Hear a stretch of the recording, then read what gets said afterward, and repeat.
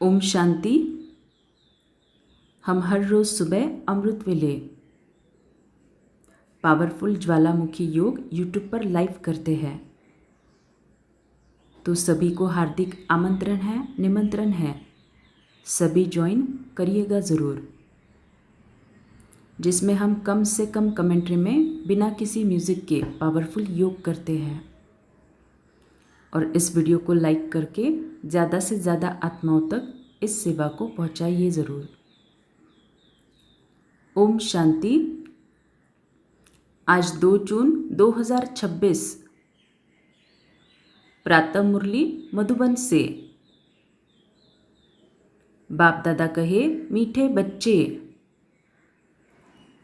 तुम हो रूहानी पंडे।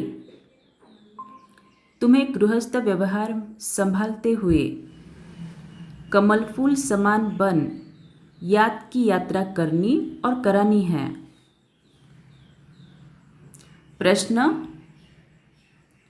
बाप बच्चों को कौन सा श्रृंगार करते हैं? बाप बच्चों का कौन सा श्रृंगार करते हैं? किस श्रृंगार के लिए मना करते हैं? उत्तर,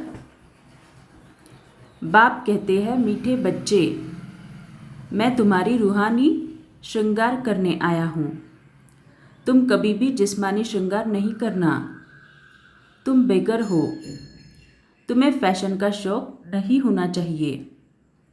दुनिया बहुत खराब है, इसीलिए ज़रा भी शरीर का फैशन नहीं करो। गीत, आखिर वह दिन आया आज। ओम शांति। बेहद का बाप बैठ बेहद के बच्चों को समझाते हैं।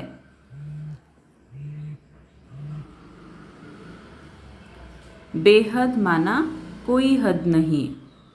कितने ढेर बच्चे हैं, इतने बेशुमार बच्चों का एक ही बाप है, जिसको रचयिता कहा जाता है। वह है हद के बाबाए। यह है बेहद के रूहों का बाप। वह है हद के जिस्मानी बाप। यह है बेहद के रूहों का एक ही बाप, जिसको भक्ति मार्ग में सब रूहें याद करती है। तुम बच्चे जानते हो, भक्ति मार्ग भी है, साथ साथ रावण राज्य भी है। अब मनुष्य पुकारते हैं कि हमको रावण राज्य से राम राज्य में ले जाओ। बाप समझाते हैं, देखो, देवी देवता जो भारत के मालिक थे अब नहीं हैं। वह कौन थे, यह भी अब तुम जानते हो। हम ही सतयुगी सूर्यवंशी घराने के मालिक थे। राजा रानी तो होते हैं ना। तुम बच्चों को अब स्मृति आई है। बाबा आया हुआ है हम बच्चों को राज्य भाग्य का वर्षा देने, विश्व का मालिक बनाने। बाप कहते हैं, अब सब भक्ति मार्ग में हैं। भक्ति मार्ग को ही रावण राज्य कहा जाता है। ज्ञान मार्ग सिर्फ एक बाप ही सिखाते हैं तुम बच्चों को।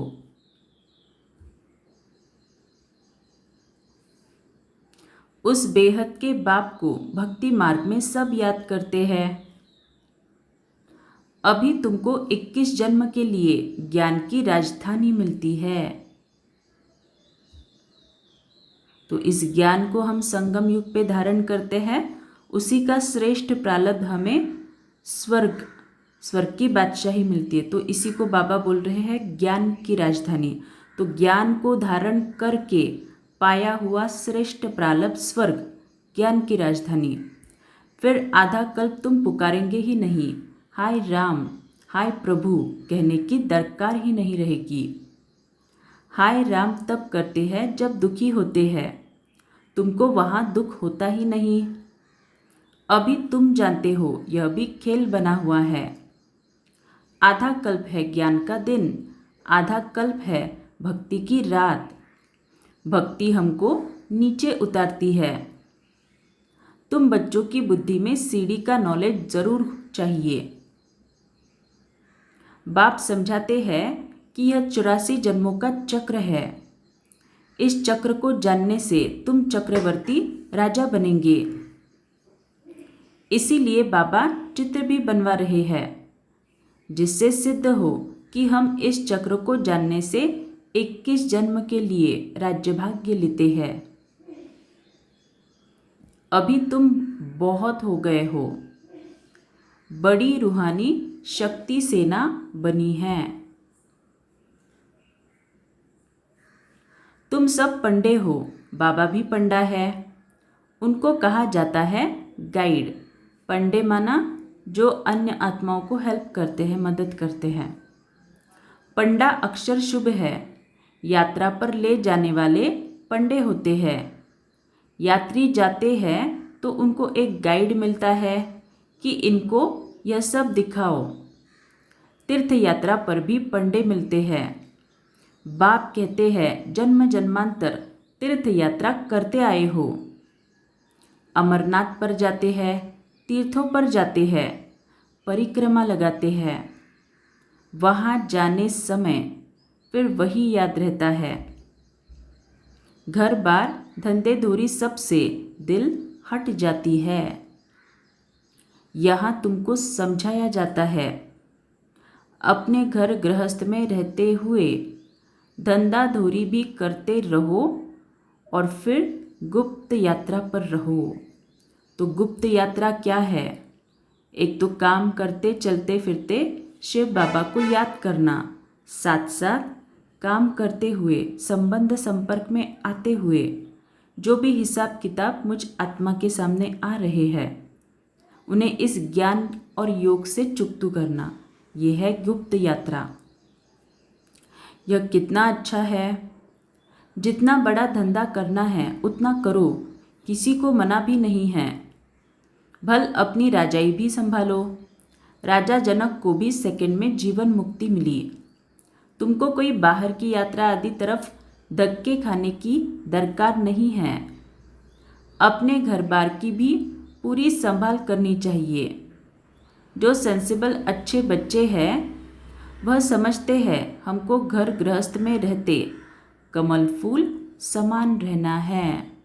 तो इसके ऊपर चिंतन करना। घर में रहते हुए कमल फूल समान बाबा कहते हैं, इसका मतलब क्या? एक है आपके सामने हिसाब किताब आ रहे हैं और आप पिछले संस्कारों को यूज़ करके उस हिसाब किताब को चुकतू नहीं कर रहे हैं, बढ़ा रहे हैं। वो है रावण की मत पर चलना। दूसरा है हिसाब किताब आ रहे हैं, उसे आप ज्ञान और योग से चुकतू कर रहे हो। सिर्फ योग से नहीं, ज्ञान की प्रैक्टिकल धारणा से भी उसको चुकतू कर रहे हो। इसे कहते हैं गृहस्थ में रहते कमल फूल समान रहना। गृहस्थ व्यवहार में तंग नहीं होना चाहिए। कुमार कुमारियाँ तो जैसे सन्यासी है, उनमें विकार है नहीं, 5 विकार से दूर है। अभी तुम बच्चे जानते हो हमारा श्रृंगार ही और प्रकार का है, उनका और है।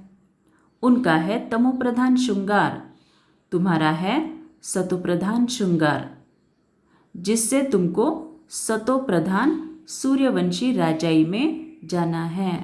तो ये सतोप्रधान श्रृंगार क्या है? दूसरा तीसरा कुछ नहीं, ज्ञान का श्रृंगार। जितना जितना मैं आत्मा इस ज्ञान को प्रैक्टिकल स्वरूप में धारण करती हूँ उतना उतना उस ज्ञान रत्नों की कमाई करती हूँ और उन रत्नों से मुझ आत्मा का रूहानी श्रृंगार होता है। बाप तुम बच्चों को समझाते हैं तमोप्रधान जिस्मानी श्रृंगार जरा भी नहीं करो, दुनिया बहुत खराब है। गृहस्थ व्यवहार में रहते फैशनेबल मत बनो, फैशन कशिश करता है। इस समय खूबसूरती अच्छी नहीं है, काले हो तो अच्छा है, कोई पंजा नहीं मारेगा। खूबसूरत पिछाड़ी तो फिरते रहते हैं। श्री कृष्ण को भी सावरा दिखाते हैं। तुमको गोरा बनना है शिव बाबा से, वह गोरे बनते हैं पाउडर आदि से कितना फैशन है, बात मत पूछो। साहूकारों की तो सत्यानाश है। गरीब अच्छे हैं। गावड़े में जाकर गरीबों का कल्याण करना है, परंतु आवाज़ करने वाले बड़े आदमी भी चाहिए। तुम सब गरीब हो ना? कोई साहूकार है क्या? तुम देखो कैसे साधारण बैठे हो। बम्बई में फैशन देखो तो क्या लगा पड़ा है। बाबा पास मिलने आते हैं तो कहता हूँ, तुमने यह जिस्मानी श्रृंगार किया है, अब आओ तो तुमको ज्ञान श्रृंगार कराए, जिससे तुम स्वर्ग की परी 21 जन्मों के लिए बन जाएगी।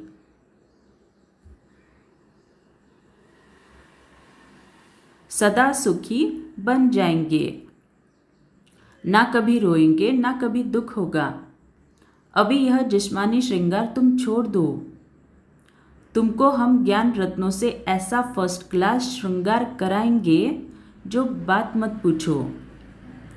अगर मेरी मत पर चलेंगे तो तुमको पटरानी बनाऊंगा। यह तो अच्छा है ना? तो चेक करना हमने कितने ज्ञान रत्नों को अब तक ग्रहण करके उसका कलेक्शन किया है। यह तो अच्छा है ना? तुम सब भारतवासियों को इस तमोप्रधान आसुरी दुनिया नरक से भगाए स्वर्ग की महारानी बनाता हूँ।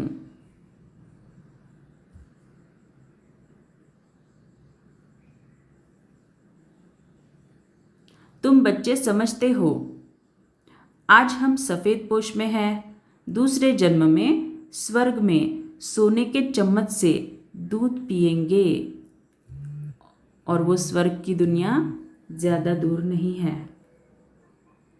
यह तो बहुत चीची दुनिया है। स्वर्ग तो स्वर्ग है, बात मत पूछो। यहाँ तुम बेगर हो। भारत बेगर है, बेगर टू प्रिंस गाया हुआ है। इस भारत में ही फिर जन्म लेंगे। बाप ने हमको स्वर्ग का मालिक बनाया था। रात दिन का फर्क है। महान गरीब जिनको खाने के लिए कुछ नहीं होता है, उनको ही दान दिया जाता है। भारत ही महान गरीब है। बेचारों को यह पता भी नहीं है कि इस समय सब तमोप्रधान हैं। दिन प्रतिदिन सीढ़ी नीचे ही उतरते रहते हैं। अभी कोई सीढ़ी चढ़ नहीं सकते। 16 कला से 14 कला, फिर 12 कला, नीचे उतरते ही आते हैं। यह लक्ष्मी नारायण भी पहले 16 कला संपूर्ण थे, फिर 14 कला में उतरते हैं ना। यह भी अच्छी रीति याद करना है। सीढ़ी उतरते उतरते बिल्कुल ही पतित बने हैं। फिर स्वर्ग के मालिक कौन बनाए? ये वर्ल्ड की हिस्ट्री ज्योग्राफी रिपीट होती है। यह भी सब कहते हैं, परंतु अब कौन सी हिस्ट्री रिपीट होगी यह कोई नहीं जानते। शास्त्रों में तो लिख दिया सतयुग की आयु लाखों करोड़ों वर्ष है। पूछो सतयुग कब आएगा? कहेंगे अभी 40,000 वर्ष पड़े हैं। तुम सिद्ध कर बतलाते हो कल्प की आयु ही 5,000 वर्ष है। वह फिर सिर्फ सतयुग को ही लाखों वर्ष दे देते हैं। घोर अंधियारा है ना। तो मनुष्य कैसे माने भगवान आया होगा? वह समझते हैं भगवान तब आएंगे जब कलयुग का अंत होगा। अभी तुम बच्चे इन सब बातों को समझते हो। विनाश सामने खड़ा है। बच्चों को समझाया जाता है कि विनाश के पहले बाप से वर्षा ले लो, परंतु कुंभकर्ण की नींद में सोए पड़े हैं, तो बेचारे हाय हाय कर मरेंगे। तो चेक करना हम अमृत वेले सच में अमृत वेला करते हैं या नींद का सुख लेते हैं। चेक करना। तुम्हारी जय जयकार हो जाएगी। विनाश में होती ही है हाय हाय। विपरीत बुद्धि हाय हाय ही करेंगे। अभी तुम हो सच्चे की औलाद सच्चे। अभी तुम हो सच्चे की औलाद सच्चे। नर्क का विनाश होने बगैर स्वर्ग कैसे बनेगा? तुम कहेंगे यह तो महाभारत लड़ाई है, उनसे ही स्वर्ग के द्वार खुलने हैं। मनुष्य तो कुछ नहीं जानते हैं। तुम्हारी बुद्धि में है हमको अभी दैवी स्वराज्य का माखन मिलता है। वह आपस में लड़ते रहेंगे, है वह भी मनुष्य, तुम भी मनुष्य, परंतु वह है आसुरी संप्रदाय, तुम हो दैवी संप्रदाय। बाप बच्चों को सम्मुख समझाते हैं। तुम बच्चों के अंदर में खुशी रहती है। अनेक बार तुमने ऐसी राजधानी ली है जैसे अभी तुम ले रहे हो। वह आपस में दो बिल्ले लड़ते हैं, माखन तुमको मिलता है सारे विश्व की बादशाही का। तुम यहाँ आते ही हो विश्व का मालिक बनने। तुम जानते हो हम बाबा से योग लगाए कर्मातीत अवस्था को पाएंगे।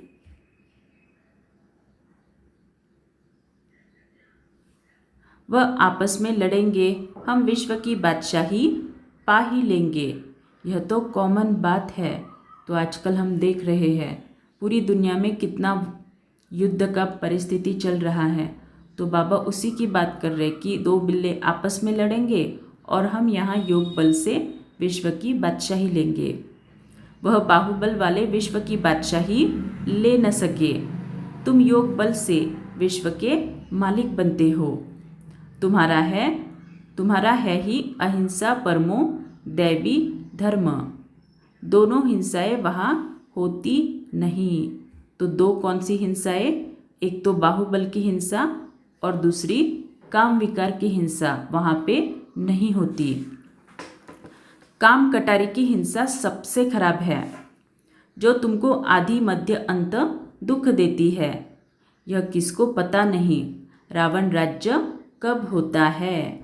तो बाबा हमेशा काम विकार को सबसे ज़्यादा तुच्छ क्यों बोलते हैं? बाबा हमेशा बोलते हैं काम विकार ही तुम्हें आदि मध्य अंत दुख देता है। काम विकार एक ऐसा विकार है जिससे आत्मा तुरंत देह अभिमान में चली जाती है। देहभान उससे बहुत ज़्यादा बढ़ता जाता है। जितना और विकारों से इतना नहीं बढ़ता जितना काम विकार से बढ़ता है। और आत्मा की बैटरी जो है वो झट से डाउन हो जाती है काम विकार की वजह से। इसीलिए द्वापर युग से पूरा हमारा जो बैटरी है डायरेक्टली अभी 9 कला तक आके पहुंची है। सतयुग में 16 कला था, अब कुछ भी कलाएं नहीं हैं। तो वो कलाएं क्यों कम हो गई? काम विकार की वजह से ही कम हो गई। इसीलिए बाबा कहते हैं आदि मध्य अंत दुख देती है। यह किसको पता नहीं रावण राज्य कब होता है। अभी पुकारते हैं आकर हमको पावन बनाओ, तो ज़रूर कभी पावन थे ना। भारतवासी बच्चे ही पुकारते हैं दुख से लिबरेट करो, शांति धाम ले जाओ, दुख हर कर सुख दो। श्री कृष्ण को हरि भी कहते हैं। बाबा हमको हरि के द्वारे ले चलो। हरि का द्वार है कृष्णपुरी, यह है कंसपुरी। तो हरि का मतलब है जो दुख से हमें मुक्त करते हैं, उसको बोलते हैं हरि। दुख से हराओ बोलते हैं ना, दुख से हराओ, सुख में ले जाओ वो। यह कंसपुरी हमको पसंद नहीं है। माया मच्छंदर का खेल दिखाते हैं। यह तो तुम जानते हो रावण का राज्य द्वापर से शुरू होता है। देवताएं जो पावन थे वह पतित होने शुरू होते हैं। इसकी भी निशानियां जगन्नाथपुरी में हैं। दुनिया में बड़ा गंद लगा हुआ है। अब हम तो उन सब बातों से निकल परिस्तान में जाते हैं। इसमें बड़ी हिम्मत महावीरपना चाहिए। किसमें महावीरपना चाहिए? गंदी दुनिया से बाहर निकल परिस्तान में जाने के लिए जो पुरुषार्थ करना पड़ता है, उस पर पुरुषार्थ के लिए बड़ी हिम्मत चाहिए। इसमें बड़ी हिम्मत महावीरपना चाहिए। बाबा का बनकर पतित थोड़े ही बनना है। वह समझते हैं स्त्री पुरुष इकट्ठे रहे और आग न लगे, यह हो नहीं सकता। इसीलिए ही हंगामा करते हैं कि यहाँ स्त्री पुरुष को भाई बहन बनाया जाता है। ऐसा तो कहाँ लिखा हुआ नहीं है। पता नहीं यह कौन सा जादू है। अरे तुम ब्रह्मा कुमारियों के पास जाएंगे और बस तुमको वहाँ बांध रखेगी। ऐसे ऐसे वहाँ बहकाते रहते हैं। यह भी ड्रामा में नूंद है। जिनका पाठ होगा वह कैसे भी आ जाएंगे, इसमें डरने की बात ही नहीं। शिव बाबा तो ज्ञान का सागर, पतित पावन, सर्व का सद्गति दाता है। तो बाबा की हर रोज़ मुरली में जो भी महिमा आती है उसको लिखना ही लिखना है। क्यों लिखना है?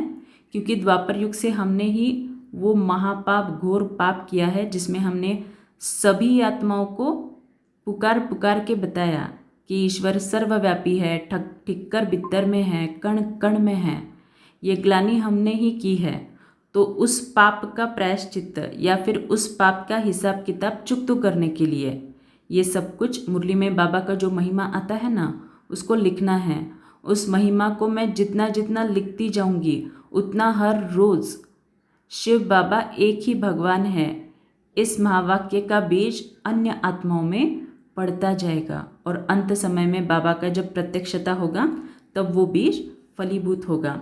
इसीलिए मुरली लिखने का इतना महत्व है। हमें लगता है हम लिखते हैं पॉइंट्स फिर भी याद नहीं रहते, या फिर दिन भर में रीड करने के लिए टाइम नहीं मिलता तो क्यों लिखे, ऐसा नहीं है। वो बात सेकेंडरी है, लेकिन प्राइमरी मुख्य बात है लिखना। स्वयं भगवान के महावाक्य हम लिख रहे हैं, कम बात है क्या। इसीलिए मुरली को लिखना ही लिखना है।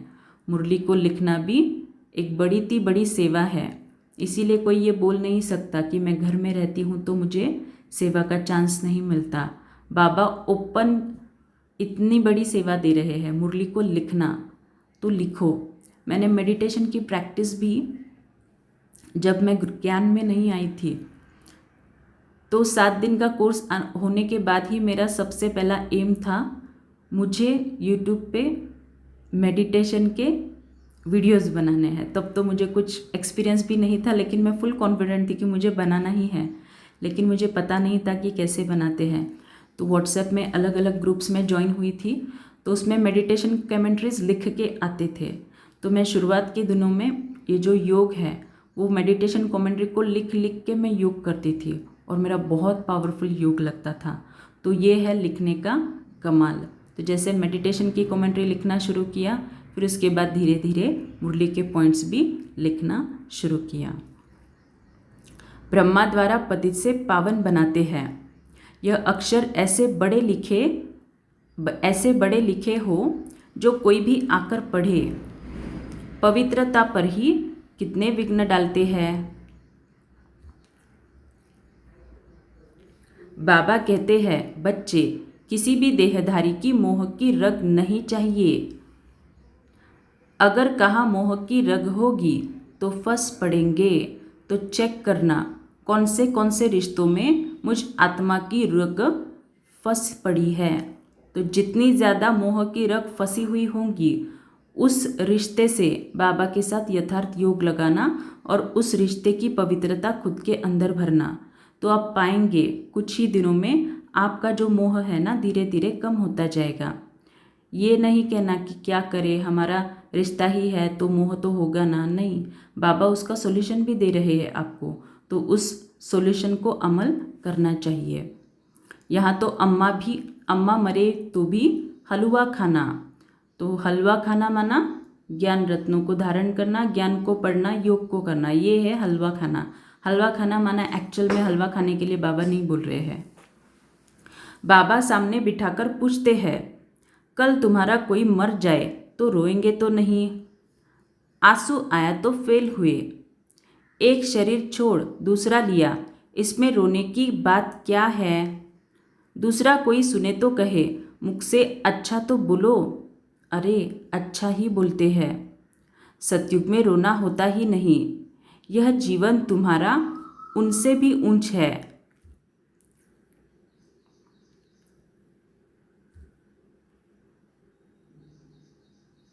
तुम हो सबको रोने से बचाने वाले, फिर तुम कैसे रोएंगे। तो ये चेक करना, अगर हम रोते हैं ना चाहे किसी भी बात के लिए, तो इस बात को दिमाग में ज़रूर रखना कि मेरी पूरी प्रजा, मेरी पूरी भक्त मुझे फॉलो करती है। मैं जो भी कर्म करती हूँ, मेरे हर कर्म के वाइब्रेशन मेरे भक्त और प्रजा को मिलते हैं। तो यहाँ पे मैं रोऊंगी तो वहाँ पे मेरे भक्त और प्रजा भी ऑटोमेटिकली रोएंगे ही रोएंगे। तो फिर उसका भी बोझा मुझ आत्मा पर ही चढ़ेगा। इसीलिए बाबा बोलते हैं 1 का 100 गुना, अगर अच्छा कर्म करते हो तो भी उसका मिलता है, और अगर थोड़ा सा कम अच्छा कर्म करते हो तो उसका 1 का 100 गुना दंड भी मिलता है। हमको पतियों का पति मिला है जो हमको स्वर्ग में ले जाते हैं, फिर नरक में गिराने वाले के लिए हम क्यों रोए। बाबा कितनी मीठी मीठी बातें सुनाते हैं वर्षा लेने के लिए। इस समय भारत का कितना अकल्याण हुआ पड़ा है। बाप आकर कल्याण करते हैं। भारत को मगध देश कहते हैं। सिंध जैसे फैशनेबल कोई होते नहीं, विलायत से फैशन सीख कर आते हैं। बाल बनाने पर आजकल लड़कियां कितना खर्चा करती है। उनको कहा जाता है नर्क की परियां। बाप तुमको स्वर्ग की परियां बनाते हैं। कहते हैं हमारे लिए तो यहाँ ही स्वर्ग है, यह सुख तो ले लेवे, कल क्या होगा हम क्या जाने। ऐसे अनेक विचार करने वाले आते हैं।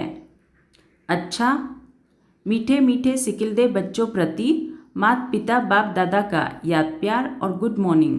रूहानी बाप की रूहानी बच्चों को नमस्ते। हम रूहानी बच्चों की रूहानी माता पिता बाप दादा को याद प्यार गुड मॉर्निंग और नमस्ते। शुक्रिया बाबा, आपका पद्मा पदम शुक्रिया। धारणा के लिए मुख्य सार। सच्चा सच्चा रूहानी पंडा बन सबको घर का रास्ता बताना है। शरीर निर्वाह अर्थ धंधा करते याद की यात्रा में रहना है। कार्य व्यवहार में तंग नहीं होना है। दूसरा, ज्ञान श्रृंगार कर स्वयं को स्वर्ग की परी बनाना है। इस तमोप्रधान दुनिया में जिस्मानी श्रृंगार नहीं करना है। कलयुगी फैशन छोड़ देना है। वरदान, बालक और मालिकपन के बैलेंस द्वारा युक्ति युक्त चलने वाले सफलता मूर्त भव। जितना हो सके सर्विस के संबंध में बालकपन, अपने पुरुषार्थ की स्थिति में मालिकपन, संपर्क और सर्विस में बालकपन, याद की यात्रा और मंथन करने में मालिकपन, साथियों और संगठन में बालकपन और व्यक्तिगत में मालिकपन। इस बैलेंस से चलना ही युक्ति युक्त चलना है। इससे सहज ही हर कार्य में सफलता प्राप्त होती है। स्थिति एकरस रहती है और सहज ही सर्व के स्नेही बन जाते हैं। स्लोगन, सोचना और करना समान हो तब कहेंगे विल पावर वाली शक्तिशाली आत्मा। अव्यक्त इशारे, हर्षित रहने का गुण पुरुषार्थ में बहुत मददगार बन सकता है। लेकिन जैसे सूरत हर्षित रहती है वैसे आत्मा भी सदैव हर्षित रहे। इस नेचुरल गुण को आत्मा में लाना है। सदा हर्षित रहेंगे तो फिर माया की कोई आकर्षण आकर्षित नहीं करेगी। यह बाप की गारंटी है। लेकिन सदा हर्षित रहने के लिए अपनी रूहानी शान में रहना और सहनशील बन साक्षी दृष्टा हो माया के खेल को देखना। अच्छा, ओम शांति।